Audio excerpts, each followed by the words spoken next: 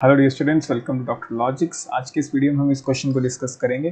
Question है the radius of the largest sphere which fix properly at the centre of the edge of a body centred cubic lattice. तो देखो, आपके पास एक cubic lattice है और आपको कहा है कि आपके पास कोई एज है। ठीक है, एज में हमें पता है जो बॉडी सेंटर्ड लैटिस होता है, एज में कॉर्नर पे तो पहले से एटम्स पड़े होते हैं। तो मैं ऐसा करता हूँ, कॉर्नर पे कुछ एटम्स पहले से ही बना देता हूँ। ठीक है, तो लेकिन हमें ये भी पता है वो जो कॉर्नर वाले एटम्स होते हैं वो एक दूसरे को टच नहीं करेंगे। ठीक है, हमने बीसीसी का स्ट्रक्चर बड़े अच्छे तरीके से पढ़ा हुआ है। हमें पता है कि कॉर्नर पे दो एटम्स हैं, लेकिन वो कॉर्नर वाले एटम एक दूसरे को टच नहीं करते। अब क्वेश्चन में क्या कह रहा है?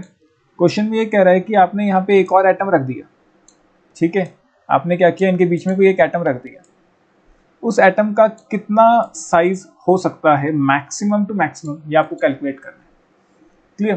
तो इस तरीके का आपका एक स्ट्रक्चर बन गया एंड यहाँ पे इसके सेंटर से लेके इसके सेंटर तक ये आपकी एक एज लेंथ है। This is a. बेसिकली ये अगर ए बी है तो ए बी की वैल्यू एज लेंथ मतलब ए के बराबर है। ठीक है, एंड हमें पता है बीसीसी में √3a दिस इज 4r, या मैं ये कह सकता हूँ कि जो रेडियस होता है वो किसके बराबर होता है, √3a/4। रेडियस किसका? जो एटम्स उस बीसीसी स्ट्रक्चर को बना रहे हैं, मतलब ये जो रेडियस है ये √3a/4 के बराबर है। सिमिलरली ये जो रेडियस है ये भी किसके बराबर है, √3a/4 के बराबर है। ठीक है, अब ये रेडियस तो √3a/4 के बराबर है, लेकिन इसका रेडियस तो मुझे पता ही नहीं। ऐसा करता हूँ, इसको ग्रीन से शो कर देता हूँ। ये इसका रेडियस तो मुझे पता ही नहीं, ये तो मुझे निकालना है ना। बेसिकली इसी का तो रेडियस मुझे निकालना है। तो मान लो ये रेडियस r है, तो ये भी r होगा और ये पूरी की पूरी एज लेंथ है। पूरी की पूरी एज लेंथ a के बराबर है।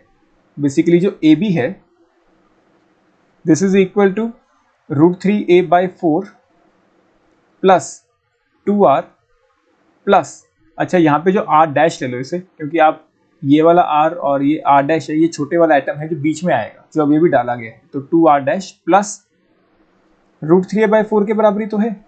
ठीक है, and A B is also equal to edge length a।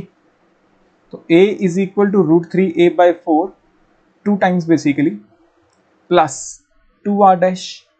ठीक है बेटा, अब देखो यहां से आप ऐसे कर सकते हो, r की वैल्यू निकाल लो। r डैश किसके बराबर आएगा, a माइनस √3a/2 के बराबर।